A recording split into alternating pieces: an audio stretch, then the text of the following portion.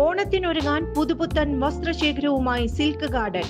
ഓണം അടിച്ചുപൊളിക്കാൻ കിടിലൻ ഓഫറുകൾ.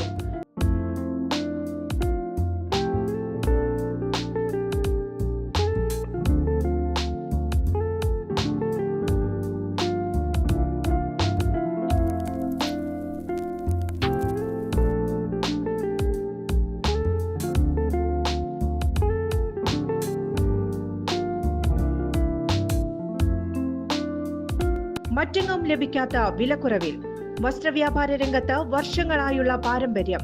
ഇനി മടിക്കേണ്ട, ഞങ്ങൾ നിങ്ങളെ സ്വാഗതം ചെയ്യുന്നു.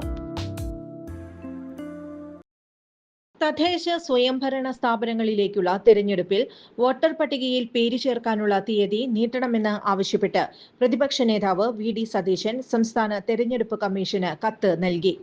ജൂലൈ 23-ന് വോട്ടർ പട്ടിക പ്രസിദ്ധീകരിച്ചതിന് ശേഷം ഓഗസ്റ്റ് 7 വരെ 15 ദിവസം മാത്രമാണ് പേര് ചേർക്കാനുള്ള സമയം അനുവദിച്ചിരുന്നത്.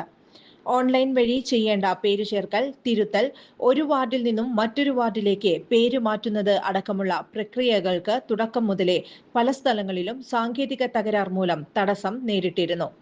പേര് ചേർക്കാനുള്ള അവസാന തീയതി അടുക്കുമ്പോൾ സാങ്കേതിക തകരാർ രൂക്ഷമായിരിക്കുകയാണെന്ന് അദ്ദേഹം കത്തിൽ കൂട്ടിച്ചേർത്തു. പല സ്ഥലങ്ങളിലും വെബ്സൈറ്റ് ഹാങ് ആകുന്നുവെന്ന പരാതിയുമുണ്ട്. ഇത് കാരണം നിരവധി പേർക്ക് വോട്ട് ചേർക്കാൻ സാധിക്കാത്ത അവസ്ഥയാണ്.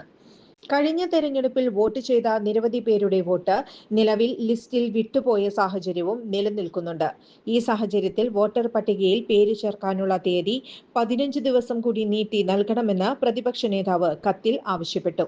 കൂടുതൽ വാർത്തകൾക്ക് ഞങ്ങളുടെ ചാനൽ സബ്സ്ക്രൈബ് ചെയ്യുക. ഫേസ്ബുക്ക് ഫോളോ അപ്പ് ചെയ്യുക.